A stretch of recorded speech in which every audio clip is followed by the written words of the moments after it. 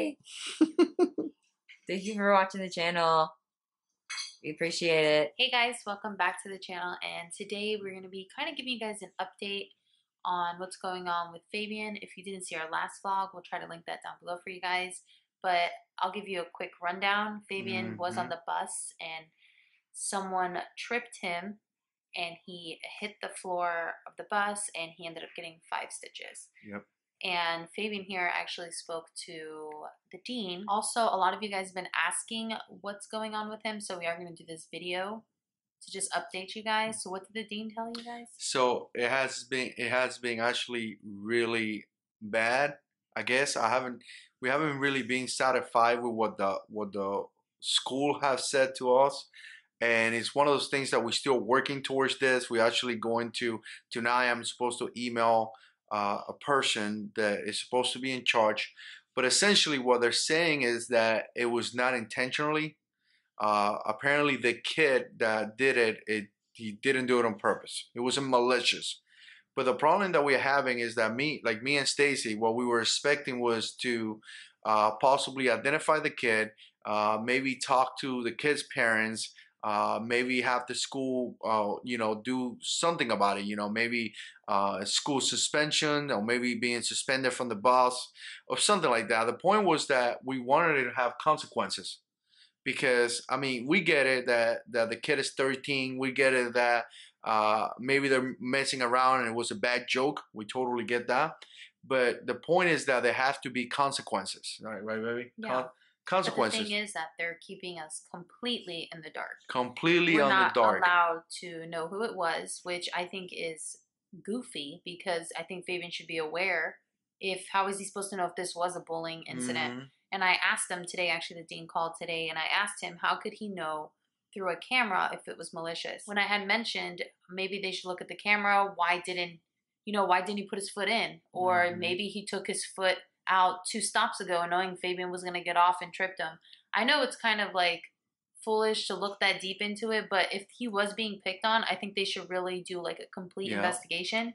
And here's the thing: they claim to have like this bully system that if something happened, they're automatically going to do something about it. But that's not the reality. This thing happened on Monday, and Friday, we're talking about 5 days later or 4 days later, they finally identified this kid. I mean, they couldn't identify him. For the longest time, they had said the sun was shining on his face, and they couldn't tell who he was. Which was... It was nonsense, because obviously, the ride is probably, 30, 40 minutes? So the entire time the sun is hitting this kid in the face makes no sense. So Friday, I actually talked to the dean, and I said, this is the deal.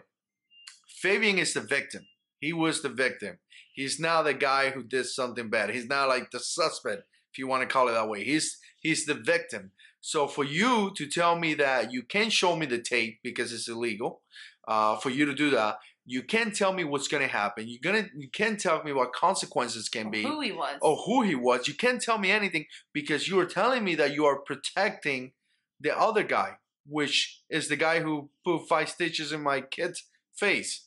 So I just don't get it. Who you really protecting? Are you really protecting the victims, or are you really protecting the other side? Because according to you, and this is what I tell the lady, you can't give me no information. In fact, you can't even tell me the punishment. Here's the examples that they gave me. In school suspension, in school, because it was malicious according to them, and suspension from the bus because it wasn't malicious for quite some time. So essentially, you can't tell me nothing. Again, can't tell me the kids. You can't show me the tape. You're protecting the kid. The school is doing everything, in my opinion, to protect the other side versus actually protecting the victim. And the funny thing, not to go in a rant here, but Stacy today talked to another dean. This is the second dean, and the purpose of this guy is to do another investigation. So essentially, he's doing a second investigation on the first investigation. And he told, go ahead, baby, share what he told you. Well, he had said since the word bullying was mentioned, it was his job to investigate. Once the word bully is mentioned, he had to investigate. And he told me he was 99.9% sure. This is the part that was insane. He said, I'm 99.9% sure that it was not malicious. And I was like, oh, well, how do you know? He was like, well, what the other people are telling me off of base of what they're telling me, it's not malicious. Well, you said, how can you base that if you haven't watched the Well, tape? yeah, he had told me, I'm sorry, yeah, you're right. He had told me that he didn't see the tape, that he's going to see the tape today, and he just, the first step was to notify the parents and let them know that there's someone else looking into it. And he had said, but I'm pretty sure it's not malicious. And then that's when I said, well, how do you know if it's malicious if you haven't seen the tape yet? And he's like, oh, well, I'm going off based what other people said. And I think that is so Well, I mean, if you look at it, crazy. you're doing a second investigation to validate the first investigation. I mean, the reason most likely, and I could probably guarantee this, that you're doing a second investigation is to make sure the first investigation was done correctly. And if you come into that second investigation biased with the opinion that no, I mean, you really not. What is even the point of you doing an investigation? I know. What's the point? When it's all said and done, it's still not over. We still have this second dean looking over it. And I did ask the dean, I was like, well, if you can't tell me who did it to him, can you please tell Fabian who did it to him so he can be aware, like just situation awareness around him. Next time he gets on the bus, if the kid does do something to him again, right now there was 2 kids sitting like in the aisle like this. He walks down, he doesn't know which one tripped him. So as of right now, he doesn't even know who it was. So he has stitches on his face, doesn't even know who it was because they can't tell us. So I said, well, can you tell him? He's like, well, I'll definitely let him know. Yeah. So I don't see the point of that because we're still going to find out. I want to say, yeah, I know. I want to say, I think it was Tuesday, I talked to the dean, so we a week ago, and she said, administration is going to call you. We have had zero conversation with administration.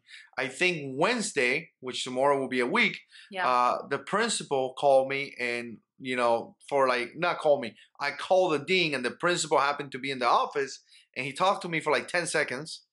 And Friday, I left a message to the principal. Today, as a recording of this, is Tuesday, so 2 days already, or 3 days counting Friday, and still no phone call. So, it just comes to say things that I talk in the main channel, how we need to ensure that we take care of ourselves because no one else is going to do it.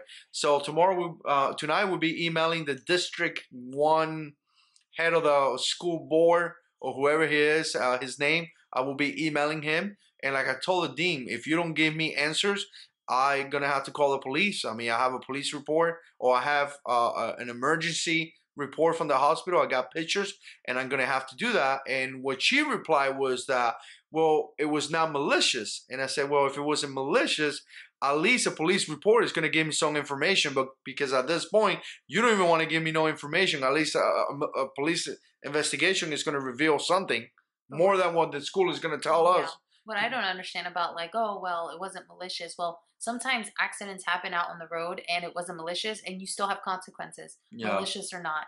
When sometimes you drink and drive, I understand when you drink, there's always consequences behind that. But when you're drinking and you get into the car and you accidentally hit somebody and kill the other person, there's a consequence for that. I understand it's not that extreme, but even though that it wasn't your intent, you should still have a consequence. So I still don't understand how they go about that. And I think that's why they are doing like the bus suspension and whatnot. Right. And and probably to finish this video because we're kind of ranting, but it's not like me and Stacy were looking for the kid to go to jail. Oh, no, not at all. Not at all. The school system's actually making me more upset. Yeah, it's about that. It wasn't even about that. I mean, we understand that the kid is 13 and we understand that sometimes a joke can go bad. We totally get that. So we weren't looking for that. Truly, our expectations, or what I thought was going to happen, was that we were going to get a call. We probably were going to meet up with the parents, and we probably were going to say, "Look, this is unacceptable." The kid was probably going to apologize. Or maybe when I went to school, that's what we did when I was a kid, and and that's it, pretty much. And maybe Dad would have said, "You know what? This is unacceptable. When I get home, it's going to be granted or whatever for, a week or 2 weeks. Thank you for letting me know. I'll make sure that I fix this," because that's me personally. That's what I want to happen to me. If my kid does something, I want you to call me and be like, "Hey, look, your child did this. That's no good." And I would apologize and I would have been like, "Hey, I'm sorry. Maybe you paid $60 in your payments or whatever for your insurance, or maybe you don't have insurance. How much do I owe you? Here's the money. I'm sorry very much. You make sure that I take care of this. Because if we don't do this, this kid is 13. What's going to happen when he's 16 and 17? I mean, if there's no consequences now, he's going to grow up to be not really a good member of society. That's just the way I look at it. Yeah, but when it's all said and done, I know this is a bunch of like ranting, like we said, but we're just sharing with you guys what happened. But when it's all said and done, Fabian is completely okay, but it could have definitely been worse. But he did end up with 5 stitches, but we are going to go take out his stitches tomorrow. So we're definitely going to bring you guys along with that. But we are just still very grateful that he is okay. Yes. And it's just a scar, but honestly, it's more...